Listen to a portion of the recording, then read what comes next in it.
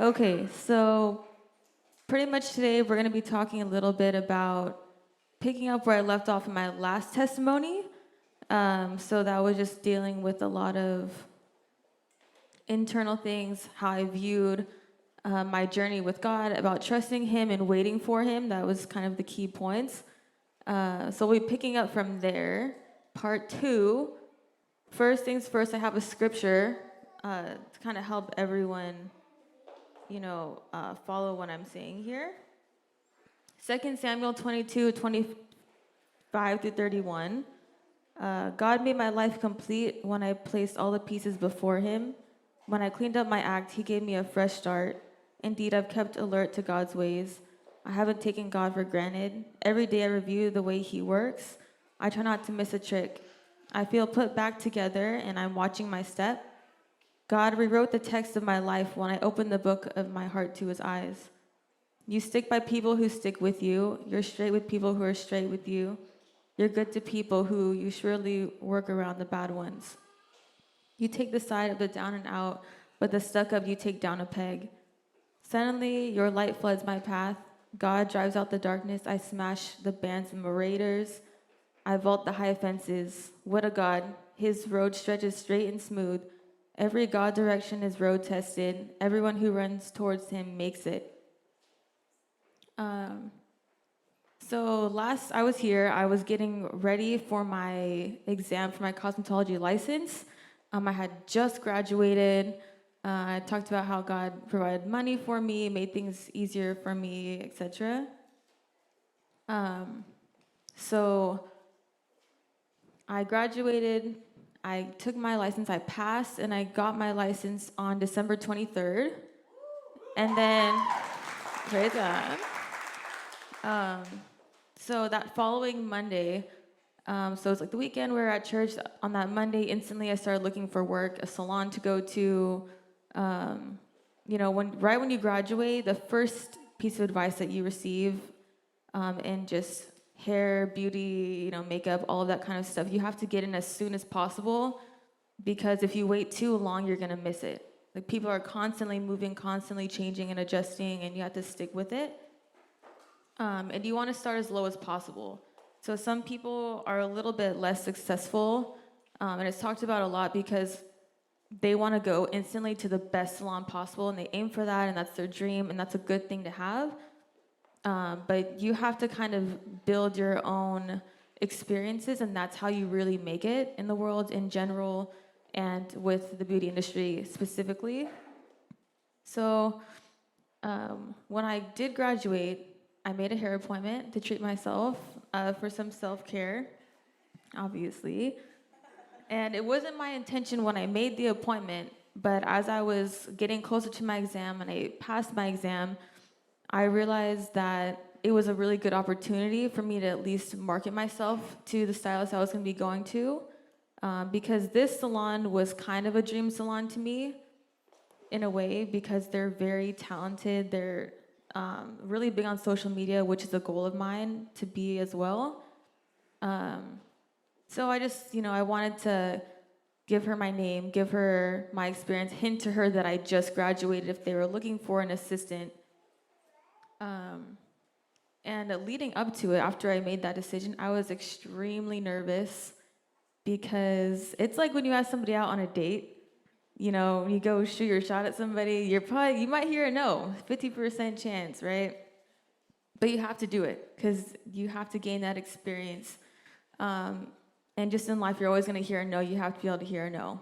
You can't always have exactly what you want, but God can give you your dream if you just wait for Him.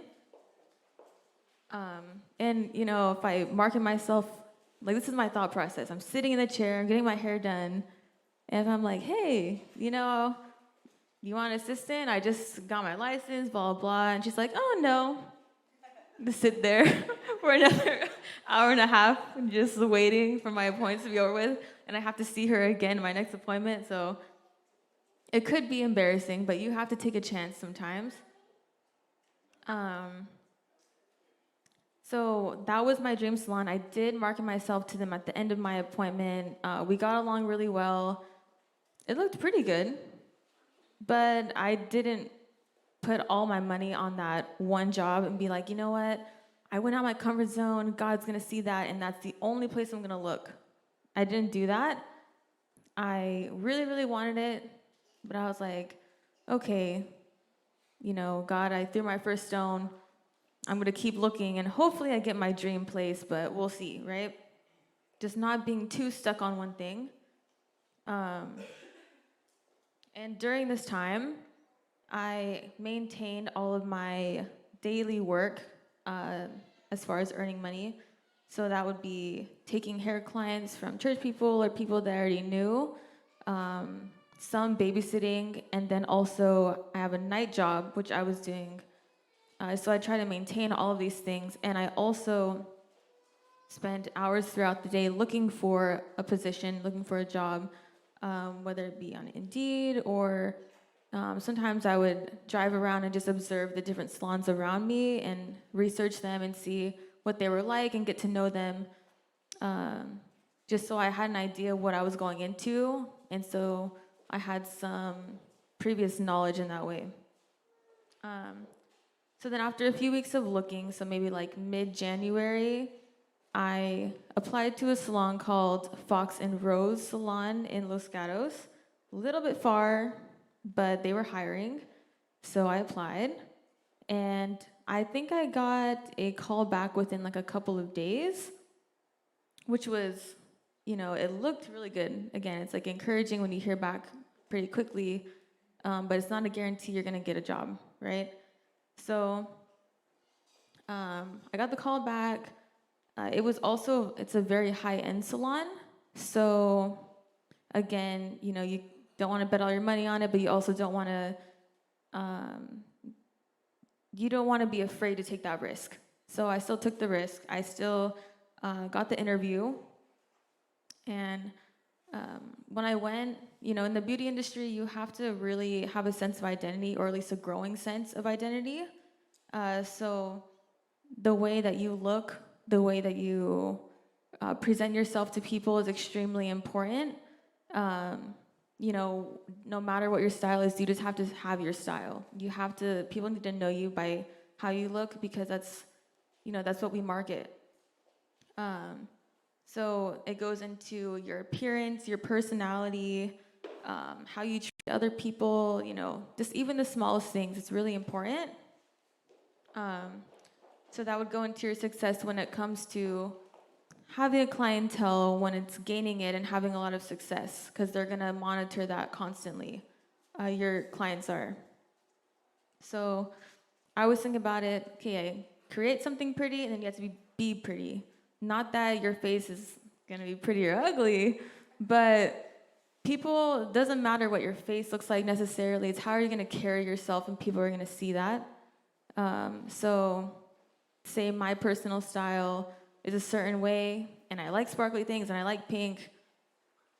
This is me. But, everyone is different. Everyone has their own personal style, and you want to be able to be defined by that. You want to be different and unique in that way. And then you also have to be able to try a lot of new things, which can be difficult. When you see clients or when people are meeting you for the first time, they might have a certain look that they're going for. You have to achieve that and not be embarrassed, or you have to be willing to try new things, because the trends are constantly changing, and that's our job. We have to, aid the trends. We have to create new ones. That's our job. So when I did go to the interview, even though they're like high-end Los Gatos, it's like a lot of white people, and they're like bohemian style and all that kind of stuff. I knew that going in because I did research the salon, but I still dressed how I would normally dress in an interview or meeting somebody new. I had to be really bold, so I just went exactly as my personality. I talked to them how to answer anybody else. I did my hair how I like it, my makeup how I like it, one of my favorite outfits. I went comfortable so that I could be exactly myself. And that's really important. So the first interview was just like a tour It's like 15 minutes, book it out, you go talk to them, and then you're out and they'll get back to you. That actually turned into a 2-hour interview, and I met the whole squad, all the stylists. I met all of them. But I still didn't bet on this one place. I think one thing I want to mention, which I'll talk about more in a second, but something can look really, really good and it's so promising until like the very, very end, the last step, and it's like, oh, nope, didn't work out. Something happens and you can be very discouraged if that's where you wanted to stop, right? So again, after the interview, the owner was already planning and booking out my second interview. And, I didn't want to assume that I had the position. You never want to do that just in life. You always want to keep working, and it'll pay off when it does. And I kept applying to other places. I'd even places like hole-in-the-wall salons that wouldn't look fancy or make me look cool at all. I still interviewed there. People, anywhere that maybe I would or would not fit in is exactly where I applied, and just, I probably applied to 100 salons. Even ones that weren't hiring, I would send in messages to them through their website and stuff like that. And with this nice salon that I was talking about just now, they were supposed to get back to me to have me come in at a specific time. They were gonna call me. I waited a week and a half and I didn't hear anything back for them. And so I figured probably just didn't get it. And so I let it go and I kept looking, kept searching around. And I think my main mindset, my whole thinking was because of how, and I talked about this the first testimony that I had, but I'm so used to having my own goals and wanting to achieve them for me, and that's what I want to do. That's always been how I am, just very stubborn, stuck on what I want. And I mean, a lot of things have happened, a lot of discipline has happened, a lot of repercussion, things take longer because I've been stuck in that mindset. So, we all made determinations this year for God that we talked about. Pastor had us write them, pray over them, whatever it might be for New Year's on 2022. One thing for me was just killing that part of me, and a few other things we'll talk about too. But I can't continue to rush things because this is truly my calling, is being a hairstylist. That's one huge part of it, and I've known it forever. So I can't ruin it. This is supposed to glorify God, and He's going to use in the ways in which He will. But if I'm going to be rushing, it's going to become for me, and I'm going to end up at Great Clips. And, that's my biggest fear. But I was willing to go there if I had to. I will wait till December and work at Great Clips for 2 years. I don't care, I just continue to search. So another determination that I had, which was probably my number one thing, was respecting my parents more. So whenever they have corrected me or where they correct me or discipline me or maybe have a serious talk, I think because of our closeness over the years, we get used to having that person as a best friend when you get close to them. So you don't hate them, but you might think of them as too low because they're like, oh, they understand me now. So I feel like a lot of times I'd be trying to prove my point to them instead of just hearing what they're saying and taking it. So at the end of January, they sat me down and they actually addressed it head on with me and rebuked me for the way I was responding to them. A lot of the time just, being argumentative and kind of stating my case and trying to hold that as if it was valid.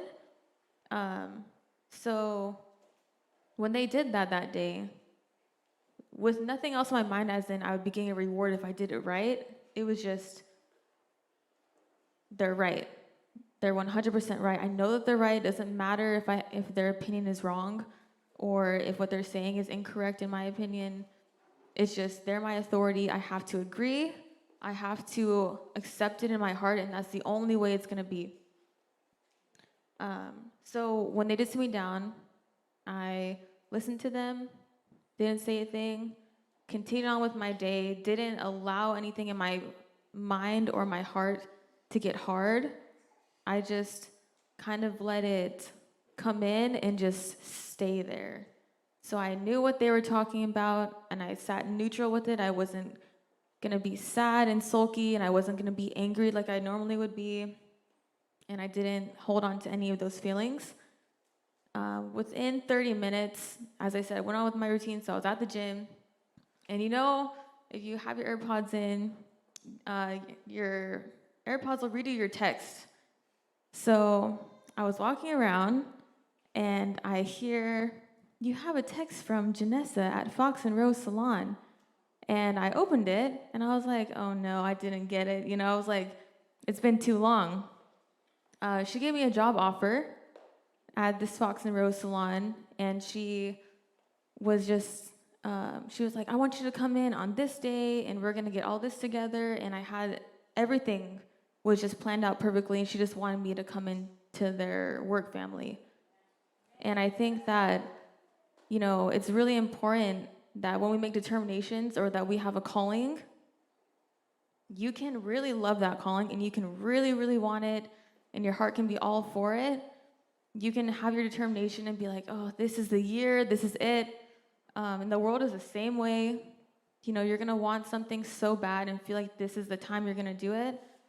But there's gonna be one time where you get tested, and it can be something so subtle, and you have to pick up on it. You can't waste one opportunity. Because say if I had talked back to them or something like that, or just tried to defend myself against them, they're elders. You can't do that with your parents in general, but the higher up they go, God sees them that way. He's going to have you respect them exactly the same as that. And so I would say I think the whole process of looking for a job took only 1 month. And within that 1 month, I made a determination, which was to be respectful to my parents and kill a few other things in me. He tested me within that month, and he also blessed me within that same month. So as soon as you make that choice, God's gonna be observing you. And I feel that he really did watch me, because my words in my mind was that I was gonna do everything I could. That's what I was saying. That's what I really, really wanted to do. And he was like, okay. And he threw it at me at the end of the month, because sometimes we forget, it was like, 26 days or something. I could have forgotten because nothing really happened. But he gave me that one opportunity, and I remembered. He allowed me to remember. So something that I realized was that, or just about myself, and Pastor Steve does mention this a lot. He says to stick to the basics. And when you stick to the basics, you're gonna have success, you're gonna have sustainability, spiritually and physically, financially, everything. Amen. So the definition of success is the accomplishment of an aim or a purpose. And sustainability is meeting the needs of the present without compromising the ability of the future. So it's easy to feel like we want to do something, right? And so, like, even when people start a diet, instantly they just like cut everything cold turkey, and then after like 3 days they give up because it's too hard, it's not sustainable, so you're not going to have success. But if you gradually make little differences every day, or week by week, or every 2 weeks, you kind of adjust a little more, it's going to be sustainable, because it's not going to affect you in the future in a negative way. It's not going to become too hard. It's going to become a habit in your lifestyle, and then you'll just move on, and that's the way you are. There was nothing extravagant at all about what I did or special that he required from me. It was really just trusting him. Can I just wait it out? Because that's what he needed to work on with me, is trusting him, taking my time, waiting for him, and sticking to what I told him as well. Those little things you pray about that you want to change, he's still going to listen to it, whether you make any actions or not, or whether he tests you or not, he's still watching. So he had me or part of the basics in general, but for me would be sticking consistently to prayer, reading, and being diligent with my daily tasks. So it could be washing the dishes, cleaning up your room, making your bed, whatever you guys do, just daily tasks. And he'll do that, and he uses that to condition us, right? The sustainability. Are you going to read 2 chapters every single day? That's sustainable. Then you can increase it over time. Then you'll have success. So he'll do that. That's our conditioning. Then the test will come, and the fruit will present itself depending on how you can react to the fruit or to the test, right? So it's also important to think about the basics. It's different for every individual. It's very subjective because from the Bible, we know our original instructions, which are like reading the Bible. It's praying, dying to yourself, tithes and offering. It's very simple. Everyone knows it. But I kind of am feeling like I'm realizing that should kind of be subconscious for us, and it's not. It should really be natural, but it's not. That should be something that should be ingrained in us by now. So it's like that's 50% and it's half the battle. Can you do that? And then on the other hand, original instructions can be things like advice or prophecies or corrections that we experience through the pastors. Every one of us has encountered times where we've been corrected on issue or made aware of one that we have. So it's our job to recognize it at that moment, and recognize that every moment leading up to that is just grace. We have all these opportunities to see it for ourselves, and then he's going to come to us, and then he'll see what your reaction is, like I said. So you're going to grow offense, draw back, overcompensate, or are you just going to go with the flow, build sustainability, have success afterwards? He's going to want to see you change, and then eventually the fruit will appear depending on how you did. So I think a big thing to think about, which has really helped me, and Pastor Steve talks about this a lot, all the top billionaires in the world. They don't talk about how they got a job at Google or they hit the lottery and got all this money. And they write books about how they stuck to the basics. Literally, they make their bed in the morning. Maybe they eat breakfast. Maybe they exercise for like 30 minutes a day, get 8 hours of sleep at night. Such simple little things that they do that they swear by, and they write books on it, and they become bestsellers for it. Not all of them went to Harvard or like went to a nice school. Some of them didn't even graduate high school. It seems like these little habits that they have seem so basic, but it's the foundation of their lives, and it can transfer over spiritually. Even when reading the Bible, praying, very simple. It's so basic. It doesn't even take more than like an hour and a half a day, really. But we can stick to that. That's your spiritual foundation. You can build on that, and then physically you can do that as well. And it's sustainable because you do little by little every day. So to finish, I did nothing to deserve the opportunities God has had for me. All I could do was just give the best with what he did give me during all this time and all the grace he's given me, and just be grateful for it. Never take it for granted, because we're easily replaceable, but he chooses not to a lot of the time. So that's all. Praise God.